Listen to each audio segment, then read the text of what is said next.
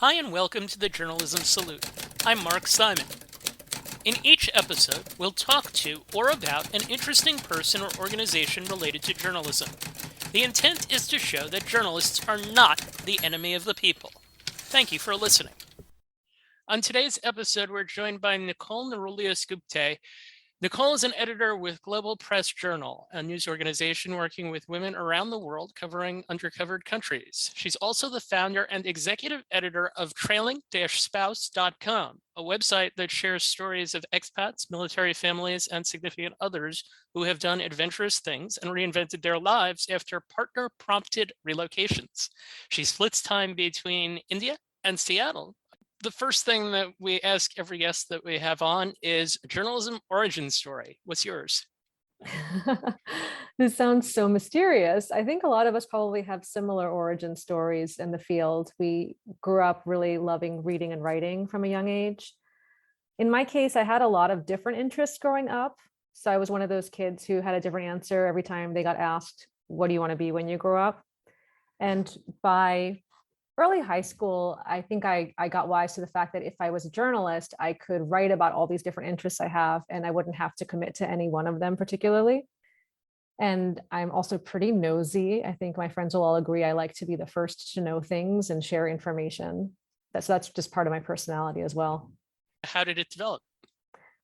I had a middle school newspaper that I was the editor of, and then I was the editor of my high school newspaper, and I had a great high school journalism teacher as well, Dr. Ziegel. I could type very fast. So at the height of my breaking news career, I got up to 136 words per minute, which always makes me send a mental message of thanks to my 7th grade keyboarding teacher, Miss Finelli, if she's listening right now. Thank you. I went to college where I was on the college newspaper at Cornell University, and I met my husband there at the college paper. So that's also another nice connection to my journalism career. And then after that, I went to Columbia Journalism School for my master's degree. Where did you grow up? New York. Gotcha. I've been told that my New York accent comes out very strongly when I'm emotional or when I'm around other people with thick accents, not necessarily New York accents. You've worked in so many different places. You've had some highly interesting jobs. Just to run through a few things. You've covered religion. You've worked for the New York Times, Reuters, the Bay Area News Group. You've taught at Columbia. You've worked in communications and now in global press. That's a lot to get through. Let's try and narrow it down. What were some of the turning points of your career? One would have been at Columbia Journalism School. I took the covering religion class, which is taught by Professor Ari Goldman. And it's one of the more difficult classes to get into because everybody wants to be able to go on the international reporting trip that class does. And my year, we happened to go to Moscow and Kiev, which is, of course, highly relevant now. But this is back in spring of 2002. I think I probably got a little edge of getting into that class because I'm Greek Orthodox originally. And so I had that native fluency of Orthodox Christianity, which is really helpful when going on a religion reporting trip to Russia and Ukraine. So that helped me develop that specialty in religion reporting that became one of my beats later on in my professional journalism life, and as a board member at Religion News Foundation later on also. So that would have been early on. And then probably another big turning point when my husband's job with Boeing moved us from New York to Seattle. The timing was really, really terrible for me. It was 2009, so it's during the Great Recession. And one of the daily newspapers in Seattle, the PI, had just folded. So there are all these very experienced, qualified local journalists looking for jobs. And I'm also visibly pregnant at this point. So it's three strikes for me. But I was three strikes also being, actually, now that I think about it, religion reporting being my specialty because Seattle is not on the global or national radar really for religion news. And breaking news, having a newborn is also not ideal when you don't have family around to pinch hit as babysitters. So probably 5 strikes. But I did quickly notice that what media had been in New York City, that's what the nonprofit sector was to Seattle, especially with the Gates Foundation being such a major player. So I transitioned into nonprofit communications while we lived in Seattle. And one of the organizations I worked for was Days for Girls International, which is focused on menstrual health and education around the world, specifically reusable pads. So that really helped me with some of the current work I'm doing, which is working with women journalists on stories that often have something to do with gender equity issues. Yeah, let's get to your current position. How did you end up at Global Press? It actually was through Days for Girls. Indirectly, one of my colleagues at Days for Girls had done a fellowship or somehow had connected with one of the leaders at Global Press Journal. And when she saw they were hiring editors, she referred me. So you never know which of your jobs is going to end up being the stepping stone. It's kind of like a tapestry. Certainly a good life lesson. So we talked with Jessica Myers, the editor-in-chief of Global Press Journal, a couple of months ago. Among the countries you work with reporters in include Sri Lanka, which is one story that was published under your guidance recently. The headline of the story, Food and Medicine Shortages Endanger Pregnant Women. Now, any story that Global Press does, it's a team effort. You were the editor, part of a group of 10 people from around the world that worked on the story. Can you explain the story and how it was produced from idea to finished version that we would see online? Yeah, thanks for asking. So let me see. I've been working with Global Press Journal for a little over a year. And like you said, on the website, globalpressjournal.com, they do list everyone who's worked on each story, which I think is so great, not just for the team members to get that recognition, but also for our readers. I really like knowing that what you're reading has been through a thorough process of fact checking and editing and photos. And it just really shows that it's not fake news. It's real, valid international and local news. So the stories that Global Press Journal runs are pitched and reported by local women. And these are women who know their communities and they have the insights and contacts that come from that experience and their networks. Sri Lanka obviously going through a really tough time right now and lots of news coming out and changing pretty rapidly. Global Press Journal stories aren't usually breaking news. They're more long human interest stories, process features. In this case, our reporter, Vijay Dinesh, pitched a story idea about medical supply shortages, which is a broad topic.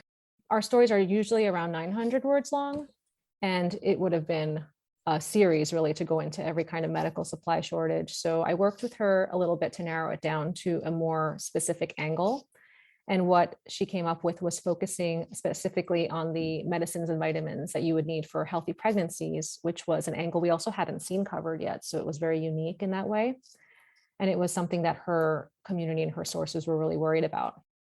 Yeah, she pitched and reported and wrote her story in Tamil, which is her local language. And the way the process works with our reporters who are not working in English is that we have it translated professionally at the beginning and at the end of the process. And then in between, I used a mix of interpreters and Google Translate for any questions back and forth. And she worked with our photo editor on the images. She took of her sources. And in this story, just before we published, actually, our researchers and graphics editor worked with us to come up with a graphic with a visualization of how the prices of the vitamins and medications had been rising. That was something that we thought about doing during the process, but we wanted to wait until right before the story ran because they were changing so much. We didn't want to lock in a graphic that was already outdated a month later. So it's a pretty robust process from pitch to publication, and we're very happy with the results. What's the experience of trying to work with some of the people that you work with, particularly in this case where you're dealing with a reporter for whom you're not speaking the same language? And as you said, you're trying to use Google Translate in some cases to talk to them. Yeah, I'm very impressed with Google Translate and DeepL, which is something we use with the Spanish and French reporters more. They've been able to do a lot of translation for us for basic questions. Sometimes we really need to use the interpreters and the professional translators, though, because slang doesn't always make it through and dialect differences. I've noticed that more with Mongolia, actually. The Mongolia reporters, sometimes the Google Translate really botches some of their questions, but the Sri Lanka one worked pretty well with Google Translate in the meantime. In terms of the challenges right now, specifically with Sri Lanka's political situation and economic situation, we had to deal with a little bit more than usual. So we had some power outages, fuel shortages, or making it more challenging for journalists there to move around and to file their stories. I want to refer people to the episode that we did with Jessica Myers, the editor-in-chief of Global Press Journal. If you want to learn more about Global Press and how it operates, That's one piece of what Nicole does. I want to talk about the other piece of what you do. You have this website in this community, Trailing Spouse. And again, trailingspouse.com, trailing-spouse.com is a website that shares stories of expats, military families, significant others who have done adventurous things and reinvented their lives after partner-prompted relocations.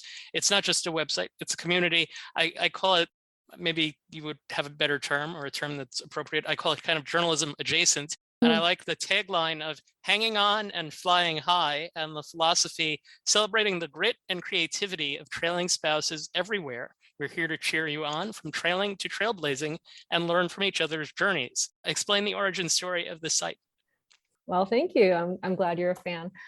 I guess the way the site came about is that I really wanted it to exist and I wanted somebody else to make it. And I kept just putting it out there in the universe, giving this idea to people whenever I would talk about this with other journalists or bloggers. And I just, like you said, when you described the site, when you probably took a look through the about page, it's an opportunity to really celebrate the grit and creativity and all the types of trailing spouses out there. But when you Google trailing spouse, a lot of those stories, they kind of fall into two categories, right? One of them is these woe is me, immigrant woman crying in the bathroom kind of stories. And then there's these other extreme, which is the really gorgeous Instagram filtered travelogues of privileged people with lots of free time. And those are both very valid. And I've found myself on both ends of that spectrum personally, and also with the people I know in my life. But what really seemed to be missing was our current generation and the modern version of the trailing spouse, which is a more diverse community. It's more husbands as well as wives now. It's going to be more alternative kinds of careers. It's going to be more opportunities to continue working from home, especially it's one of kind of the silver linings of COVID times. You do have more opportunities to work from anywhere in the world. And just people are a lot more mobile now than they used to be. Explain your relocation journey. You already explained part of it with New York to Seattle. What about Seattle to India? Well, I say I'm a fourth generation trailing spouse, so I'll just briefly tell you. So my great grandmother on my father's side, she did the whole Ellis Island boat from Greece, rural Greece to New York City. And then my grandmother on my mother's side was following her husband's career all around Cyprus, which is a small island, but in the days before decent roads and decent cars, you move to a different city and then you have to write letters to each other. My mother married my father and she moved from Cyprus to the US. And then my mother-in-law also moved from India to America when she married my father-in-law. So I was just always steeped in these stories. And then lo and behold, it happened to me too. So let's see, my husband and I said we had met in college, and then we moved from New York to California for a few years originally because he was attending business school and I got a journalism job out there. And that was pretty much equal footing. But then the big change was in 2009 when we moved from New York to Seattle. I think I touched on that a little bit, why that was so challenging. But people are always surprised when I point out that my move from Seattle to Delhi, India in 2019, so 10 years after that other move, was so much better, so much easier. And people always expect an international relocation is going to be harder. But in my case, definitely the domestic one was much harder. I know that one person that you cited historically when kind of introducing this to people on the website, you mentioned the About page, is both Ruth Bader Ginsburg and her husband, right? Mm-hmm. Can you just articulate their story for those that might not be familiar with it? Oh, well, I feel such a kinship because they also met at Cornell. And then she ended up getting her law degree from Columbia. So sometimes I feel like I really wish I could have her as whenever you get asked dinner table guests, right? Ideal dinner table guests. Yep. So her story, I think if anybody's seen the documentary or watched the movie about her or read any of the interviews, so she and her husband were both these very intelligent, amazing, aspiring lawyers. And then they both were at Harvard Law School. But then when he graduated ahead of her and his job took him to New York, Harvard at the time wouldn't allow her to continue in New York, but receiving a Harvard degree. So she ended up having to switch to Columbia. And so she was a trailing spouse at that time. And then ultimately later on, she moved to DC for her Supreme Court position and he followed her there. Yeah, well, no, what I really liked about the Ruth Bader Ginsburg story is that she did have a setback by moving to New York. I mean, in her mind, she would have loved to have graduated from Harvard. And she then in New York had challenges finding the work that she wanted to do. And she ended up pivoting to academia. But it ended up being that the resilience that she gained from these experiences ultimately helped her. And then her husband was also her biggest supporter later on. So I think that was a real ideal story, especially of that generation, for me to look at when I was looking for examples of grit and creativity for the website. You mentioned the documentary and the movie. I certainly recommend both. So one of the things that's on the site is what's called the Gupte scale. Can you explain what that is? The Gupte scale. So this goes back to my point that everyone always thinks of destination with relocations as being the primary thing that will demonstrate that will determine whether you have a positive or negative experience. But I actually find that there's 3 categories that define how the relocation will feel. So there's the destination, but there's also the timing and the resources. So each of those on the Gupte scale, you rate from a scale of 1 to 5. So your total is out of 15. And I ask all of the contributors to the website to rank their moves that way. And that gives us a more common scale of experiences across all these different types of moves, because we have some people who are moving temporarily and some people permanently and some people really internationally or domestically. There's such a range. So it's great to have that one way to make it numerical. And in my case, I'll just give you my example. So my move from New York to Seattle was a 6 out of 15, which is pretty low, below average. But my move from Seattle to Delhi was a 13. And that's, as you said, it was an easier transition. Oh, yes, much easier. A different time in my life, a lot of support from my husband's company and from the expat community in Delhi. It's just really used to having newcomers. So with all the embassies there, especially. So it was very welcoming. Seattle was a little different, especially in 2009. They weren't so used to having people come in from other parts of the country. And there's a bit of a Seattle freeze, though it's thought out. So one of the things that I like about the articles that are on the site are the lessons kind of that come with it. There was a recent interview with a book author who moved when his wife's job took her to Luxembourg, and it ends with the story of one of his sons playing on a ski slope. The son didn't understand what this French kid that was with him was saying, so he'd just smile and say, "Oui." And the writer said, "What a great life approach for an expat. Smile and say, oui." Embracing the unknown is another popular theme. There was a piece about how you may go overseas and find an expat community, but it might be an uncomfortable fit, like Oregonians blending with New Yorkers and Michiganders and having to deal with all these different things. Do you have other favorites, lessons from stories on the site?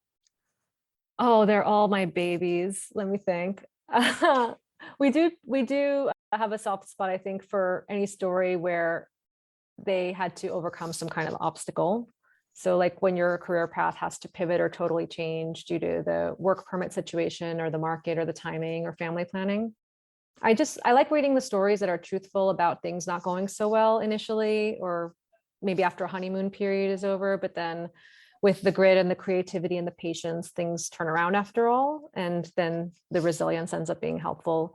So we have examples of, like Chris Pavoni, you mentioned the book author, his experience helped inspire him to write these great books. And we have other people who've gone into different fields that they wouldn't have explored if not for their move. So lots of good stories about that. But I think there's something for everybody on the site, even if you're not a relocating spouse. I mean, even if you just know one or you like reading about different parts of the world. Yep, I think that's where my interest in it kind of comes into play. How many people are involved within it? How many people are in the community? Oh, it comes and goes, because we have people who were involved with me when I first started the site in India in 2019. And then with COVID, there was a mass evacuation that went on. So behind the scenes, it's just it's me as the executive editor, and then I bring in different people who are available. But in terms of the readers and the community, we have a Facebook page, we have a LinkedIn presence, working on Twitter right now, but hasn't been nailed down yet. There's a Twitter squatter situation that I think Twitter really needs to address at some point, but I don't think Elon Musk is going to get around to it anytime soon. What more do you want to do with the site and the community? Well, let's see. The sky's kind of the limit. I mean, it's such a broad topic, but at the same time, it's also a niche topic. So I had the goal this year that I would feature more husbands because the dominant narrative has been so female focused. So we've been doing more of that. I'd also like to feature more types of families. So same-sex couples, political families, we haven't done those yet. I think my biggest wish would be to get, this is my dream feature. If I could get Kamala Harris and Pete Buttigieg's husbands to share. What has come from it for the people involved? Like, I presume a great sense of community is like the big thing. Oh yeah, I think we all feel a little isolated, and it's great to know that there's other people out there, and there's people who've come out the other side of a relocation, and they've pivoted, they've learned a new skill, or they've made, I always call it like making the most of your move. So whether it's you learned the local language or you became an expert on this period of history that's helpful for something else in your career later on, you never know. I mean, maybe you'll go on Jeopardy and you'll get a category on the Mughals, the early Mughals of India, and then you'll ace it. We're going to get to Jeopardy in a second. Yeah. So is journalism adjacent the appropriate term for what it is? Well, I think everything's journalism adjacent. So I think it's more like it's like an online magazine. Yep. Probably that's the closest thing. Sure. So a couple of things related to career advice. As someone who's worked in a lot of different positions, is there a void in the industry that you would encourage young journalists to fill? Local journalism, I think, is the most critical area right now. I don't know that we need so many journalists writing about national politics as we have, compared to the lack of the local journalism that we are missing in this generation. It feels like we're not getting enough coverage of local school board and city council meetings that we used to. And I think it would improve the trust in media institutions if readers really saw their local journalists, their neighbors, their fellow parents at the school, whatever happens to be, attending these meetings and living and working among them. But I don't think it's a case of I don't think it's a case of journalists not wanting to do the work. I think it's more just the way the business model has been shaking out. Is there something that you would suggest to someone who wanted to go into the type of editing and projects with something like global press? My career path was not so traditional. I think you just have to be open to embracing new opportunities and experiences. So I left journalism for a while there, right? But it's like that Godfather 3. I thought I was out and they pull me back in. So you're never really gone. I call it sometimes recovering journalist. So if you can find some way as a journalist to always be writing or reporting or editing, whether that's as a volunteer, as a tutor, maybe, I was helping some first generation college applicants in Seattle for a while in the nonprofit world with college essays. Just every kind of writing or editing, or, if you're not print, then I guess it would be more photography, photo editing you could be doing, podcast projects. There's a lot of opportunities to do your own thing. And I think you should explore that as much as you can. And what about if someone has an idea for a niche similar to the online magazine Trailing Spouse? What advice do you have regarding trying to develop it and making it work? Similar to Journalism Salute? Yes, exactly. Yes. Well, obviously, I think everybody should pursue their passions.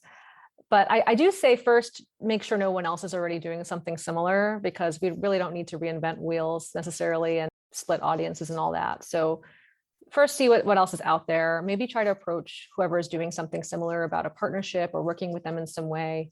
I did try that with Trailing Spouse, actually. Like I said, I just kept wanting somebody else to do it. But there really wasn't anyone else focused on sharing the stories that were both domestic and international. There's a lot of just international or just domestic. And then a lot of them were also trying to sell some kind of service like travel agency or career coaching. And I just really wanted to share the stories. So that's why I ended up doing it. But if somebody else had been doing it, I would have been happy to just approach them about being a partner or an editor in some way. So one non-journalism thing that we do need to know, we can get some advice on. You and I connected because we both follow the account One Eclectic Mom on Twitter, a woman named Lily, whose Twitter is niche, kind of like a niche passion project. She tweets about the TV show Jeopardy, just mentioned, and Jeopardy and fashion. Now, you were on Jeopardy. This is how we connected. How did you do? And do you have any tips for journalists that want to be on it? How did I do? Well, I was a silver medalist, we say. I was a one and done. That was Christmas Eve of 2018 was when my episode aired. You can probably find it on YouTube. And I was beaten by the buzzer. I got to say, I was so sad because I got this dream board on Jeopardy. I knew everything on that board. They even had, it was like, I mean, it was Christmas Eve that it was going to air, so I'm going to go like a little religion-y on it. And I was going to say, it's like the baby Jesus wanted me to win this game. There was a category for nonprofits. There was a category of the museum in Philadelphia that my family had visited that same year. I mean, it was unbelievable when I saw this board. And then I just could not get that buzzer to be my friend. So I think the joke in my house, I have a tween son, is that maybe mom should have spent less time studying the world capitals and more time playing Nintendo. And I would have done better on my game. But I did get to meet Alex Trebek, which was nice because he did get sick after that. So the tip for journalists would be practice your video game playing. Yeah, play more Nintendo. You know, the reflexes you need for that buzzer are pretty strong, and I don't have them. I'm very good at typing. So if I had been able to type in the answer, I think I would have been great. But that little thumb motion you need to do, I tried practicing by clicking on a pen, but it's not quite the same. So, oh well. So you did mention typing a couple of times. You type 120 words a minute, did you say? Well, now it's probably 120. At the peak of my powers, it was over 130. So that was really useful for breaking news. It's probably why breaking news became one of my specialties, just because I could meet the deadlines really, really fast. That's something. If you can type 120 words a minute, journalism is definitely a good field for you. So last question, is there a journalist or journalism organization, now one that you're not affiliated with, that you would like to salute for their good work? Oh, I love this idea. I love this question. So I think I've hinted, if not said outright, that I really strongly believe in the nonprofit model of journalism. And you can look at the website for the Institute for Nonprofit News. So there's a lot of great examples there. I'm working for one now with Global Press Journal, but there's a lot of others. There's ProPublica and NPR that are probably the best known. Religion News Service, if you're interested in stories about faith and culture, is a great one. And I always urge everyone to subscribe to at least one local newspaper online, if not in print, although I'm a Dead Tree girl, so I like my print. I think you should make sure you're supporting the journalism that keeps you informed about the issues in your own community and holding those local policymakers and school boards accountable. And if you want to find nonprofit organizations, the INN website has them by the hundreds. They have just about every journalism organization there is. That is how I have found a good number of guests. Nicole, Neroulias, Gupte, thank you for taking the time to join us. Best of luck with both of your projects. Thank you. I salute you.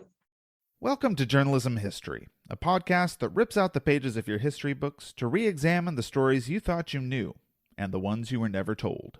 I'm Terry Finneman, and I research media coverage of women in politics. And I'm Nick Hirschon, and I research the history of New York sports. And I'm Ken Ward, and I research the journalism history of the Great Plains and Rocky Mountains. Find the Journalism History podcast at journalism-history.org/podcast and wherever you listen to your favorite podcasts. Thank you for listening to the Journalism Salute. Please let us know what you think of the show. You can find us on Twitter @JournalismPod, and you can email us at journalismsalute@gmail.com.